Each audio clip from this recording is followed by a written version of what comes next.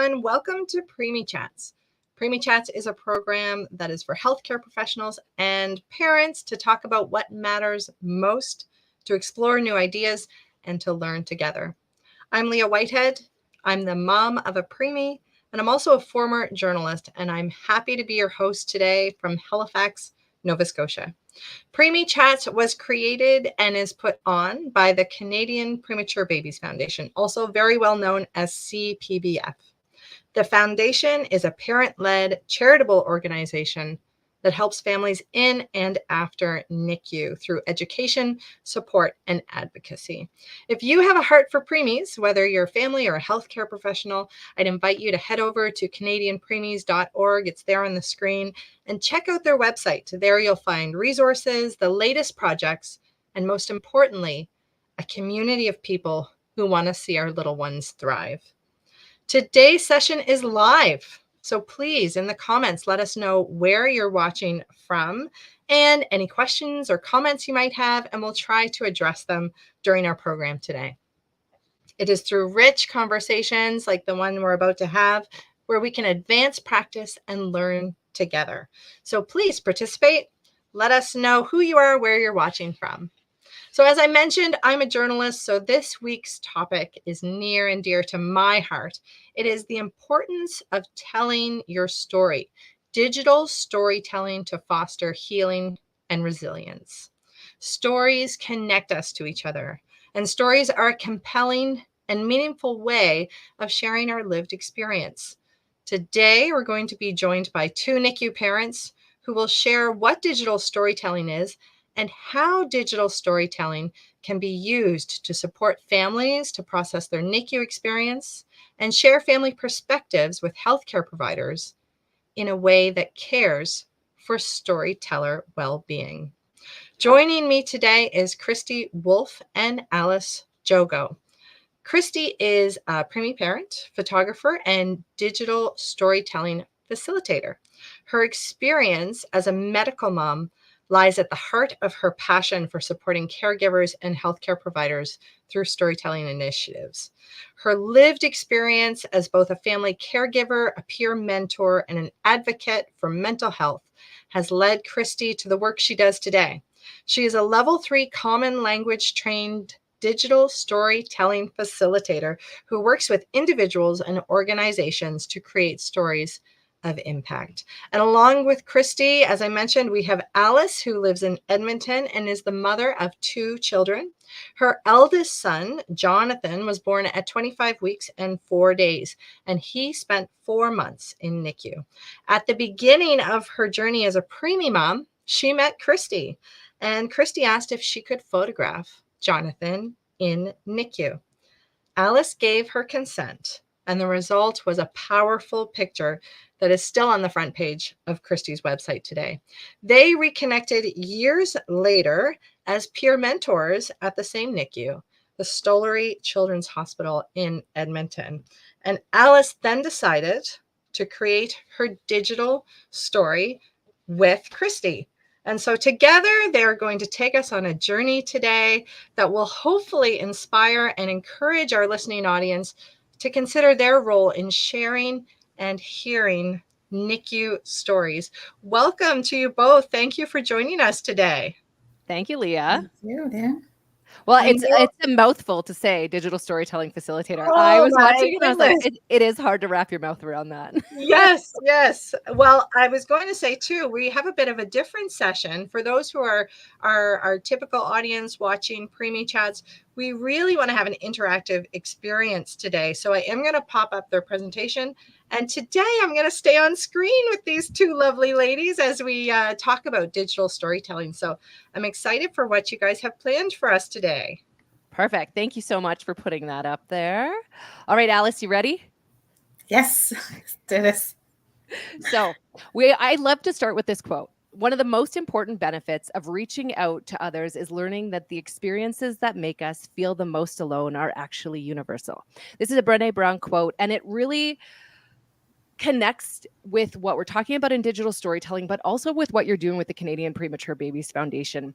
Having this space for parents and healthcare providers to connect is what brings us together. And so you mentioned in our intro, just that piece about connecting and finding each other, that is huge in digital storytelling. So as you mentioned, my name is Kristy Wolfe. I'm actually the parent of a 32-weeker who was also at the Stollery Children's Hospital. He's now 11. You can see him on the left-hand side of the screen right now. We were in the NICU for 54 days. And following that, I got involved with photographing at the NICU, but also NICU Fact and becoming a peer mentor. Alice, tell everybody a bit more about what you wanted to do. My name is Alice. As mentioned in the introduction part, I had a 25-weeker who was in the NICU for about 129 days to be exact. He was born with conditional lumbar emphysema, and then we went through that, and then here we are today. That with our the perfect story that you will hear in a minute here. Thanks, Alice. So yeah, as you heard, Alice and I met when I was photographing her son, Jonathan, in the NICU. Now, that was a project that was actually done by the hospital themselves when they wanted to create images to be able to talk to families in antenatal care before they were going to end up in the NICU. And the idea behind that project was that they didn't want just pictures that are very medical. They wanted families involved with them. So it ended up being quite a few sessions, and then the families all got the photos as well. So it was used for the purposes of the hospital, but as well for families, which is a really important part in my practice of photography as well as digital storytelling. But I was really excited that Alice, I photographed her. We met again a few years later as peer mentors, and then she agreed to let me try out digital storytelling with her because I was very new when Alice was like, "Sure, Kristy, that sounds great."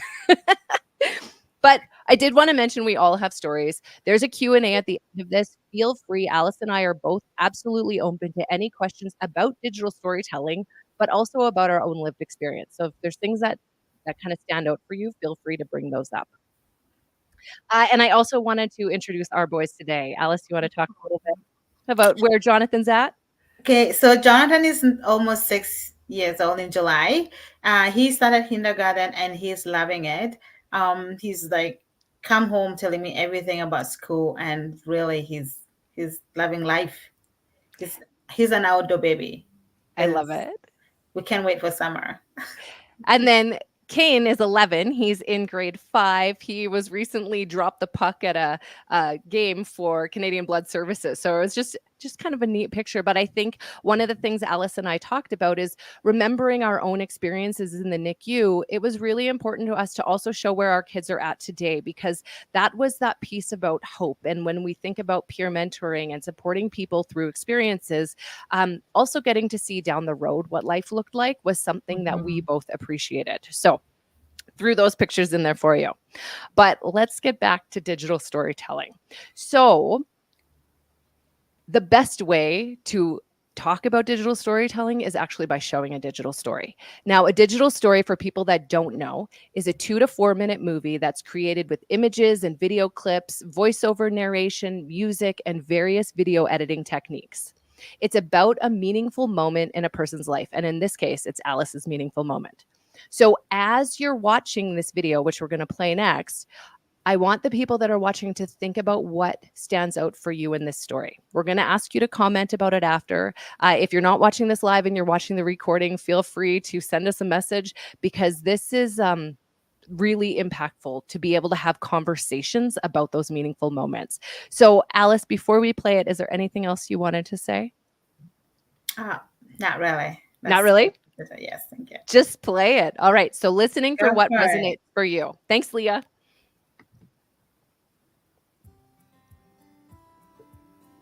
Having a child born at 25 weeks, it's something I would have never imagined. But it became my reality. I was that mom, and I had no idea what the future would look like. Jonathan was taken to the NICU the moment he was born. I did not even get to hold him. Those moments together were rough from us. Seeing my baby the following day was hard. I couldn't even pick him up. There were tiny wires connected everywhere. Laying in the isolate, He was so small, I would have held him in one hand. I asked the nurse if this was the smallest baby they had taken care of. She said no. I am left wondering what tomorrow will bring. As I was trying to understand, beginning to accept our situation, the nurse practitioner came in and said, "Your baby is very sick. You need to come with me." Walking with her, I was praying. I believe God is in control. I believe my tomorrow will never be the same. But I believe Jonathan is here for a reason. Every day for 4 months, I walked into the NICU, always scared of what I would find. Sometimes I walked into his room filled with staff working to save his life. Other times I walked into an empty room, Jonathan having been moved overnight. Every NICU parent knows those fears. They know the sounds of those monitors. Even if it's not your child, your heart still races. What will tomorrow bring? For us, there came a time when things got worse. Jonathan's lung continued to be a problem. He needed a surgery, a complicated surgery. The doctor said to me, "You have to decide. You can choose to have this surgery, but it might be the last time you get to see him alive. Or you can choose to spend the next few days with him." Deep down in my heart, I was broken into a million pieces. I'm glad I chose the surgery. I put my trust in God. I did get to take my baby home. Being a medical mom with no medical experience is hard. Learning the terminology and understanding the diagnosis. Feeding my baby through a tube and being scared he will never breastfeed.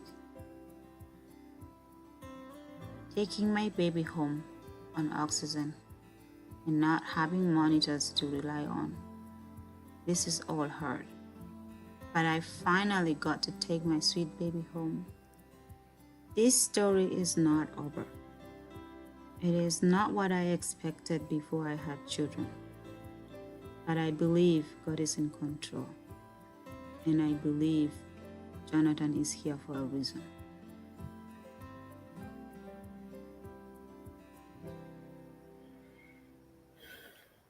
So something we do in the Common Language Facilitators group is we cheer on a story and just snap when everybody's done, because it's hard to share personal experiences like that. And so, Alice, I just want to say before we go any further, thank you so much for doing the digital story with me, but also for having the interest in sharing it and talking about it.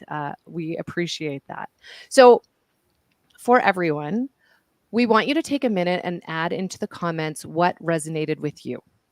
So just even if you're just thinking about it for a few seconds, what resonated with you from that story? It might be the story itself. It might be an image, a detail, the pace and the movement, the music. But take a minute to think about that for yourself. And Leah and Alice, I'm going to come back to you and ask you in a second too. Feel free to add comments. And I'm just going to read that Juliet said, "I love that it shares the reality of being born preterm and a message of hope, seeing light at the end of the tunnel." Definitely saw that in Alice's story with the metaphors and the images she chose to use. Yeah. Leah, that's the first time you've seen it. Well, it might not be the first time. I don't know that. It is the first time. Okay. What resonated for you in that story? You know, I think it was the first time I saw it. And every time I hear someone's story, it is an honor, I think, because to me, my NICU story is so close to my heart, so personal. So when I hear someone else sharing, it's always like a gift that someone's giving of themselves. Mhm. And for me, it really resonated, that faith theme, because that was big for us and our family in NICU.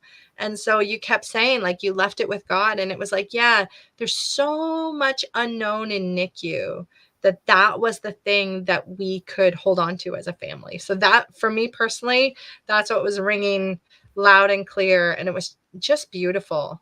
Very Yeah. well done. It's amazing, hey? Yeah.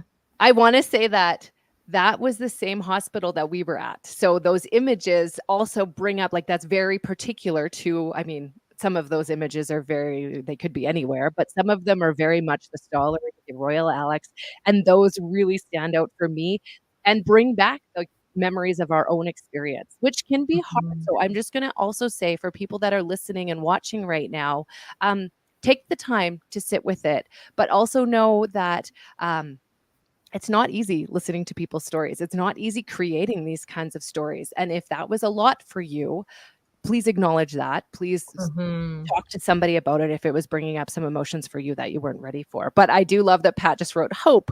It's bringing up hope. And I agree. The music, the visuals she used, the tone of her voice. Alice did Mhm. a phenomenal job of that. Alice, you made this story 3 years ago. As you're watching it again now, what resonates for you out of the story? Honestly, it's like something I'm watching for the first time. I feel like I have never even watched this video by myself. Like, but I have done it so many times, like thousands of times that I've been watching it. And to me, it seems like something new. The moment, like those images shows me so much. It took me back for a minute there. That really, it was that me, was that us. Yeah. Mm. Like, so it gives me a reason that, things can be tapped, but you can still see the light Yeah. if you just have to believe in things, or believe in yourself, or believe on your babies, like they know when they're ready to come home, so those are the things. And it kind of give me that opportunity to learn that even if there's anything that is going on, like, there is time when they are ready to take the next step. Mhm. Like when he's that picture that he was taking, when he was that day that he was using the ambulance, like to go to the story, and that was the time like he needed that emergency surgery. And honestly, that day came fresh back to me. And that was a reminder that no matter what, things will still be okay.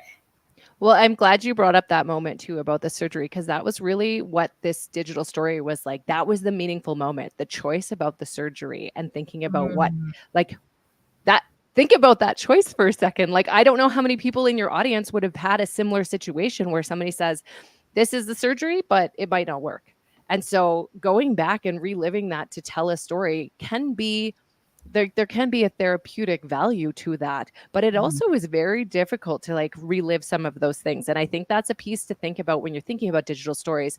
That, are you ready to tell that story? Is that a story that Mhm. can be shared? Like, digital stories don't need to be public. They can be something that you just do for yourself, but being conscious of how you're feeling around the experience and whether that's a story that's ready to be told. And in Alice's case, it was.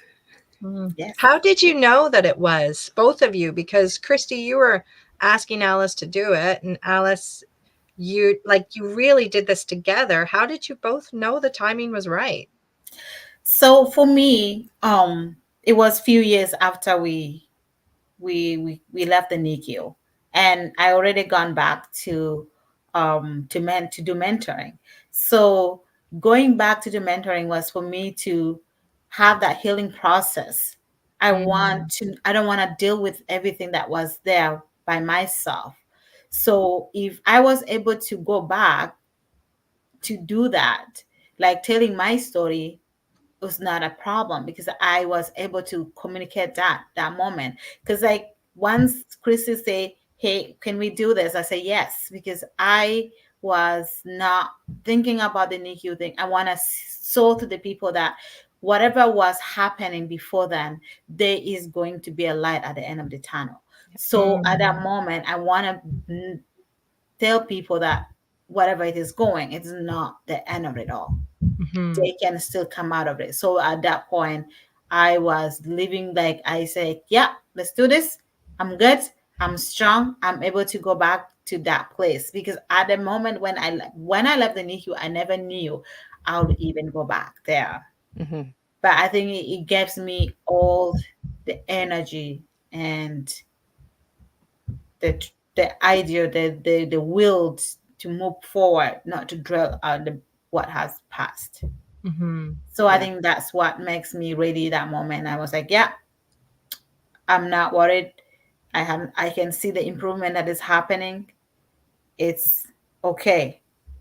Because I haven't I think when I take back to the NICU life, I never had the moment to really document so much because like all I was doing is processing things in my head, but I didn't Right. do any documentation. So I think that gives me the idea also to document it and then telling that I don't have to tell people what we went through. I like to saw it into the story or in the digital story. It's easy. I'm like, hey, you wanna know more about me? This is what it is. And it's only 3 minutes. If I have to tell them the story myself, it might take them 20 minutes or so, right? Or more. No, who does have the time? So I think this get me And you down. packed a lot into those 3 Right? minutes. Like, I feel like I know a lot about your story, and like you said, it was only 3 minutes. It's Yes. amazing. And so that's a big part of the digital storytelling process is supporting the storyteller, particularly with well-being, but then how to tell the story succinctly. Like there's a lot of front end time put into that.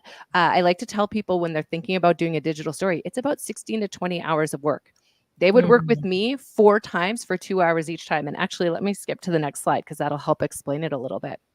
But we spend time actually finding the story. So the process looks like finding the story, figuring out what that meaningful moment is that you want to focus your story on. And in Alice's case, it was really around that hospital, like the surgery choice and what happens before and after. Telling the story. So a digital story is like 200 to 400 words. That's it. So you're really trying to do it a succinct way that will end up with a 2 to 4 minute movie. You end up in the crafting stage, you are recording the voiceover. You are starting to choose images or video clips. It can be personal, it can be stock photography, and then putting that all together and using video editing techniques, adding some music. But all of those things make you feel, right? Like we've all heard people present their story on stage and tell people about what's happened, but adding the images into it and the music really gives almost the presenter, like Alice as a presenter, she can show that story and then she can have further conversations about it because you do learn so much about their experience just within that story. So yeah, digital storytelling, there is a process of creating it. And then what you saw was the product today. And the product is owned by the storyteller. So let's say even if Alice had done this and it had been funded by the Canadian Premature Babies Foundation, the Canadian Premature Babies Foundation does not own her story. It is her story. She could say, hey, I'd love for them to be able to share it, but it doesn't belong to somebody else. It belongs to the storyteller. And there's a whole process around continual consent, thinking about the photos that are included. All of those kinds of things are a really important part of it. And my role as a facilitator is really helping that storyteller draw out what they were doing. Alice, did you have anything you wanted to add about the process or how it worked for you? Oh, well, it looks like 3 minutes, but yes, as you said, it's a lot of hours put into it. But at the end of the day, I was happy that the results came out very good. You just have to find that story. That's the most important thing. The rest, I think the rest will come in place. Once you have that story and everything, like telling it and all that stuff, the cropping, it's not gonna be harder for you. I think that's because this is not the first one I did. I did that. I was there too with her. And it's the same. Like it's not hard, honestly.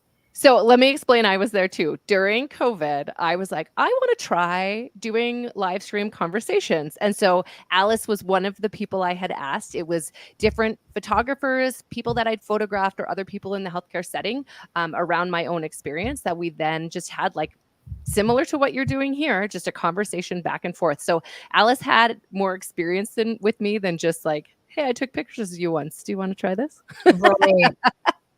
So that comfort level, right? Yes. Okay, I'm going to move on to the next slide. And just, we wanted people, as we were thinking about sharing digital storytelling with people, we wanted to share Alice's story, but we also wanted to get people thinking about what story they would tell. So we would love for everyone that's listening right now to think for a minute, if you were going to create a digital story, what meaningful moment is standing out for you? It doesn't have to do with NICU. Like if you'd like it to be the topic that we're on right now, but there might be something totally different coming up for you. You might have an image that pops into your mind. You might be thinking about a particular moment in your past or happening currently. You might be thinking about a person. Often I find it's something negative that happens in your life that people kind of start with, that their meaningful moment was something that was unexpected, wasn't what they hoped for. For lots of us, that's just being in the NICU, right? Like that's not where you think you're going to end up. And so I also find that a lot of digital stories go from a negative, like something that happens that is negative, to finding hope in it. Something new happens because of it. You learn something through that experience. And I do find that there's almost like a theme that goes through digital stories like that. But I would love if people wanted to take a second in the chat and just talk about if there's a meaningful moment that stands out for you or what story you might tell. And while people are thinking that, Alice, do you have a moment that you're thinking, if I did another digital story? Oh, yes, so much. I think after we started all this like recording, in the video telling, like I'm getting invested in it so much that I want our story to go on.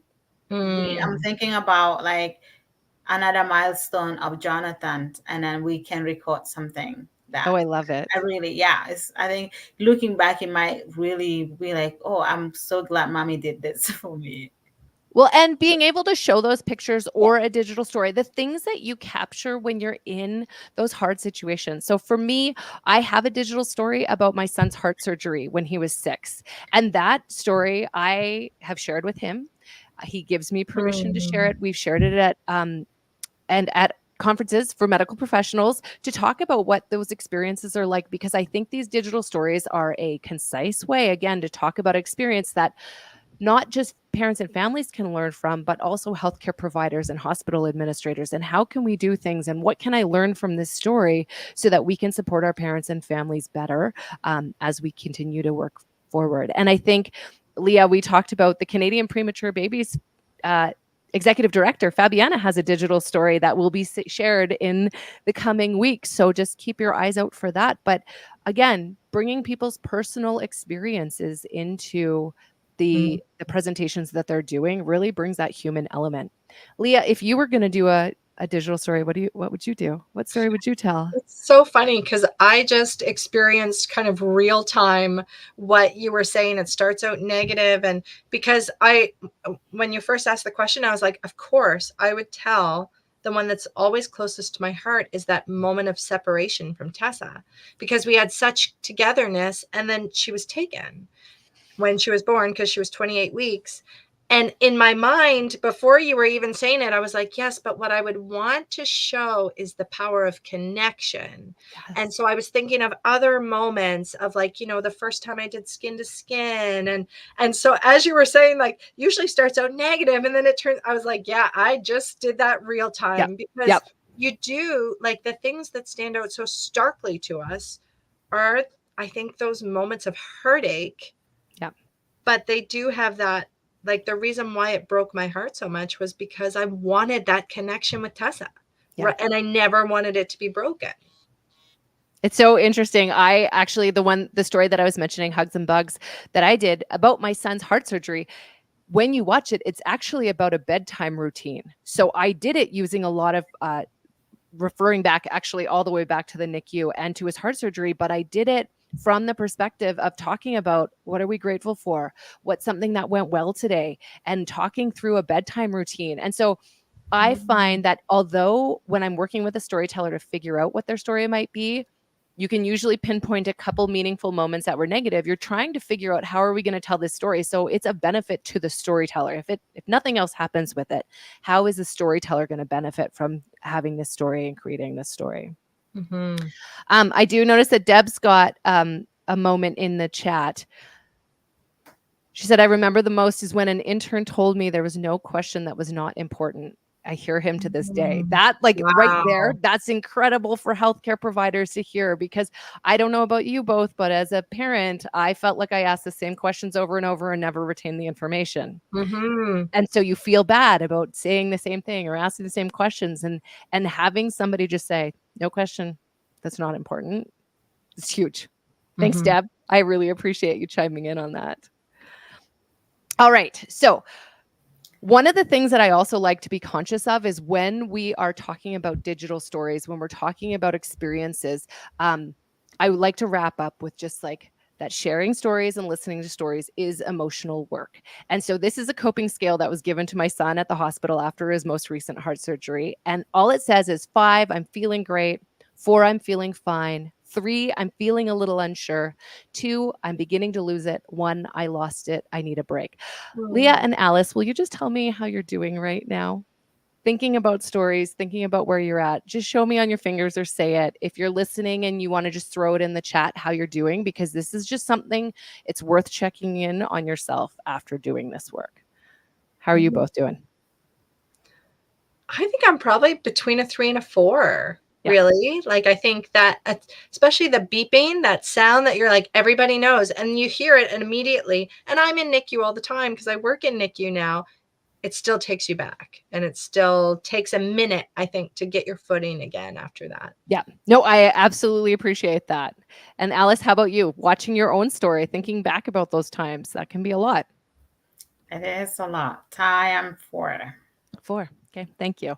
So one of the things, again, making sure you're taking care of yourself, whether you're in the process of creating a digital story, whether you're watching a digital story, it's checking back in. It's making sure you're ready to tell a story, because your well-being is the utmost importance in this whole process.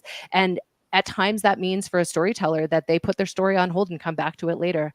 There are times when people just don't come back to a story, and that's okay too. So it's being ready to recognize where you're at with any given story. And I want to say to this audience that if you are asked to speak about your experience, make sure that you are comfortable with what is happening, because that it is a challenge. Yeah.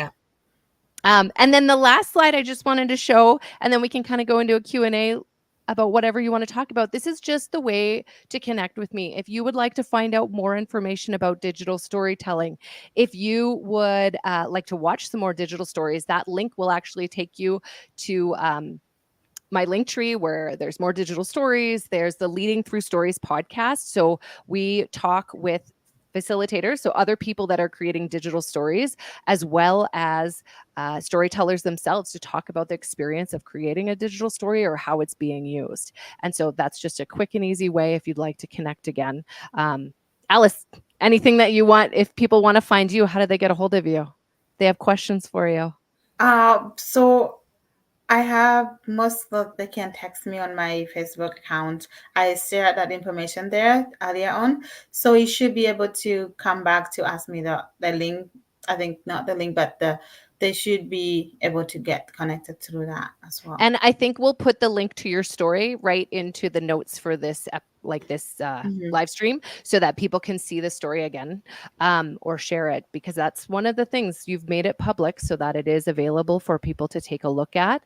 I also wanted to mention, Alice, there's something happening with your story coming up. Do you want to talk about that for a second? Yeah. Our story coming up is going to be the journey of our school that we're starting school. We're gonna work on through that, and this time Jonathan might be able to participate and say some few words about it. Oh, that would be cool. Yeah. And then also with the Stollery, they're doing their premature babies event right? And they were Yes. planning to share your digital story Yes. there. Do you know more details about that? No, yes. He says he's gonna send me all the information that we need. I think it's happening in sometime in June or July, but it's Okay. coming soon. Okay. So So I finding ways. haven't know the details, but it's gonna happen for sure. Perfect. Yeah. I'm excited about that. I'll share that when that comes out too, and I'll tag Canadian Premature Babies Foundation in case people are in Edmonton and they want to know more about that. Leah, you can turn off the slideshow. We don't have to keep that picture up anymore. And then how do you usually run the end of this? Well, if anyone has any questions for our guests, please, as we've said, put it in the comments and we will get to those. But I would love to hear a bit more on, we're talking about kind of the healing process. And Kristy, starting with you, how this whole thing has kind of helped in your personal healing. Yeah. Because I don't really know what your background is besides you had a child in NICU, correct? Yes. And Yeah. then so fill Yep, us in a little absolutely. bit. So my son was born in 2012. In the NICU, I had kind of just learned a little bit about photography. I'd taken a course and I just found that I needed something to do. So I ended up bringing my camera and photographing us a lot in hospital. Offering to photograph other people, which was a bit of a red flag at the time. I went to all levels of the stollery and they were like, you can't photograph anybody else's baby. At the same time, I had read a blog. It was called How Shooting for Free Made Us Better Photographers. And it was this, at the time, a couple in Edmonton who were taking pictures for Ronald McDonald House families. And they had just talked about like this was something they did monthly as volunteer. And I wrote them an email and said, I don't know what I'm doing with photography, but I would love to help you. Tell me what I can do. They wrote back and said, actually, we're too busy. Will you just take it over? So for 8 years, I photographed Ronald McDonald House families just once a month. Sometimes it was in the Wow. NICU, sometimes it was at the house, sometimes it had nothing to do with NICU and just in hospital. But it allowed me to bring my own experience, the work with peer mentoring, the photography that I was doing. And by that time, I had also started a blog where I was just kind of normalizing hospital experience. So the recognition, I mean, it was well after, it was about 6 months after my son came out of the NICU, but we are a heart family. We're a scoliosis family. We like healthcare is going to be a part of his life forever. And so I just felt that I wasn't seeing a lot of that experience. We know social media is often like the glossy moments, right? Everything that's so Right. happy. And that's not what I wanted to show. I wanted to be able to share with our family, our friends, and other people just that here's some of the things that happen and you might have people around you going through this as well.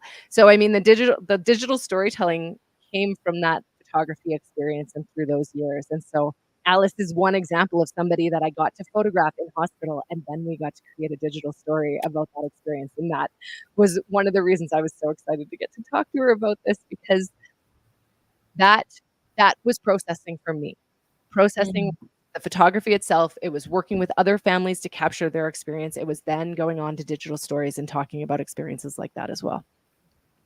Yeah. Does that answer your question, Leah? I'm a rambler, so be careful. Yeah. No, that was great. And Alice, how about for you in terms of before you did the digital storytelling and after, was there kind of a difference within yourself? Yeah. So for me, because like after we came back from the hospital, so when I met Kristy at the NICU at that moment, it was a very tough day. Okay. So when she said like, do you mind me photographing you? I was like, yeah, sure. Because at that moment I can't even get my phone out to take a picture of what it is. And then so looking back into that is just like really beautiful thing. And before doing it to like the digital story, I was just living my own life and concentrating with at home with my kid and focusing into what I needed to do. But when she just came out along, I was like, yeah, sure, we can do this. I wasn't doing so much. I was just home that time, I think, like taking care of the kiddo that I needed to, right? Because this is a new life for us. It's something that was unexpected. So even working wasn't an option for me that moment. And so when I think after the digital story was created, I think I kind of opened up. It was like a healing for me because I was able to go back to work after the story spent up. Huh. Wow. That part Wow. I didn't know. And it's interesting here talking about this again because Alice and I talked about this before. But in the blog post that we did after the digital story, we talked about that it was a really hard day and she didn't want to be photographed. And I Mm. was reading through the blog just to like jog my memory a little bit before this presentation today. And I talk about in there the fact that often when I photographed a Ronald McDonald House family, it was because they approached me. There was information on the screens, right? They would know, they would like get an outfit or do their nails or whatever so that they got that kind of like baby picture kind of feel. Right. And when Alice was part of that project, I had like staff from the hospital with me, and they had kind of prepared which families they thought would be a good fit for it. And I think Alice, it was actually the fact that her friend was one of the families being photographed. And then we just happened to ask her if she would also like to be photographed. So there was quite a few different families being photographed that day, but Alice wasn't expecting it. And she said, like, maybe just pictures of the baby. Because right, we're not feeling our best when we're in the NICU. We've just had a baby. We're stressed out to the nth degree. But I think I would also say to families that are going to be in the NICU or going to be in hospital, take some pictures on your phone. You might not look at them for years, but there will be a time where you look at those photos and think, I'm so glad I got that. And actually, Kristy, that you mentioned that about the like when I said no, I'm not ready for this, and it was really a rough day that day. So when you send me those pictures, when you email me back after, like you email me the pictures, that time Jonathan was actually going through the surgery. I think he had just had the surgery, and I did not want to look at it. Yeah. Wow. I did not. I'm like, what for? Mm-hmm. That was what I said to myself. So I didn't look into those pictures for a little bit. Yep. Until he came home, like, oh yeah, she took some pictures. Because at that moment, I think I kind of say, why, yeah. But thank you that you were able to insist on those pictures. I'm so glad. I seriously. I know I peer pressure people a little bit, Leah. Be careful.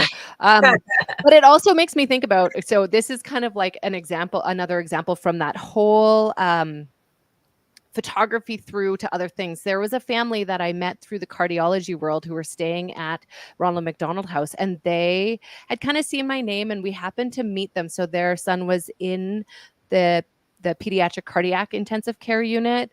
And they saw Kane getting his Treasure Life beads, which are like the beads when you go for a procedure and you keep track of it.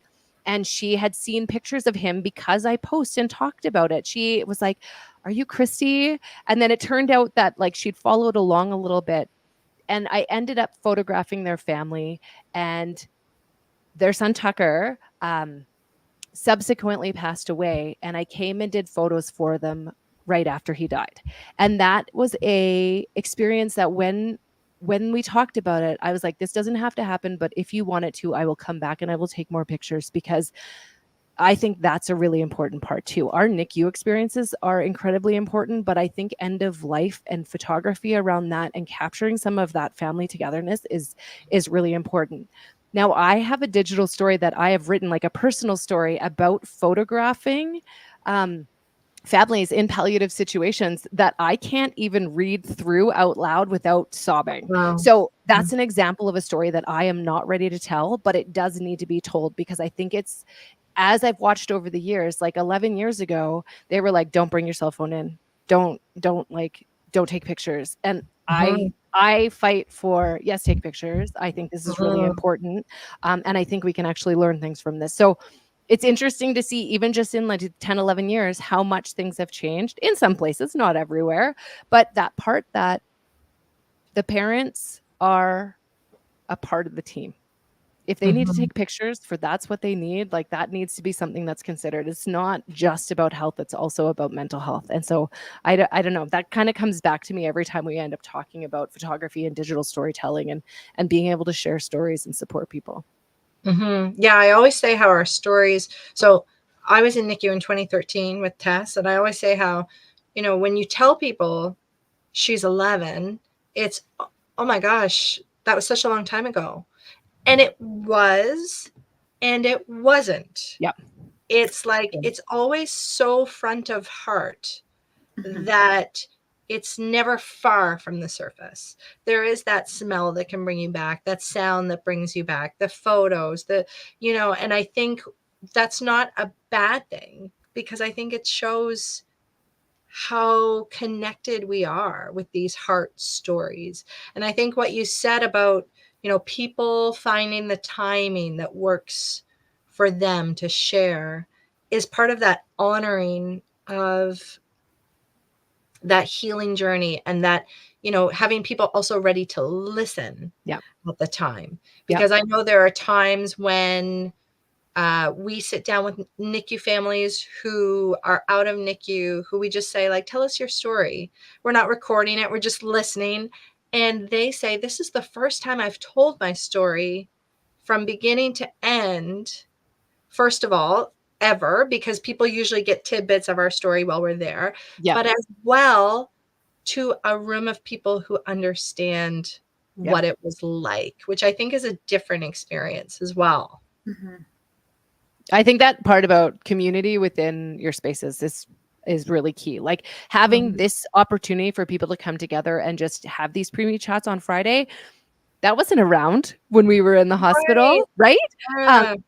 There was a group where a social worker got families together when I was in the hospital in the NICU with my son and Alice. I know I came back to that group and helped with that group later on, and would bring Kane as like a 2-year-old. So again, people could kind of see what a NICU kid might look like down the road, and talk about some of those things that you're worried about or you're scared about, and making space for those conversations where it is not like really formal. Right? Where it's more about conversation. And I also think that's what digital storytelling really brings, that you watch a story, but I always recommend that it's not watch the story and move on to whatever's next. It's watch the story and then let's have a conversation about it, because that's where those topics come up, and you never know what people are going to resonate with or where that conversation will lead to. But I would also say, Alice, my guess is that people today or who watch the recording will see your story and you will never, ever hear from them.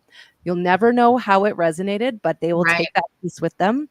And that is just, it's an incredible like ripple that I think is amazing. We are going to wrap up here, but I just wanted to ask you one final question. And that is, what advice would you have to those families who maybe are in NICU or even who are out of NICU in terms of sharing their stories? Yeah. So for me, I would say just pick up your phone, take some pictures, even if you don't know what you're going to do with them. I would also say that something that really helped me was I created a private Facebook group for friends and family where I did updates, and I would include some pictures there. And later on, I made just a photo book out of that. I took literally the posts that I did, I took the pictures that I posted, and I made a photo book that we have that our family can look at. Kane's looked at it.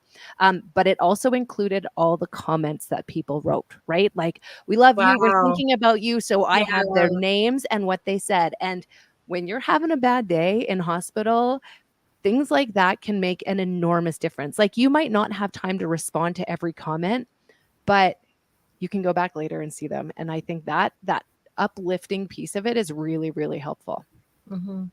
So document it. That's what I would say. That's what I would say too. Document every moment. It doesn't matter which moment you have. Like writing it down. If you don't have a picture, photo, like your cell phone right on with you, just write something down. Or even at that moment, if you cannot have access to a pen, go home and write something down. It helps a lot, because every time you write it down, it gives you, it tells you that yesterday was different, today is another day. That's one thing that I know for sure. So writing, photography, I would say, like, if painting is your thing, paint it. Like, it doesn't have to be a certain medium, but if there's something that you enjoy, taking some time to think about your feelings and how and those meaningful moments, at the same time as you're doing that work might help you work through a bit of that as well. And get a therapist. Let's be honest, get a therapist.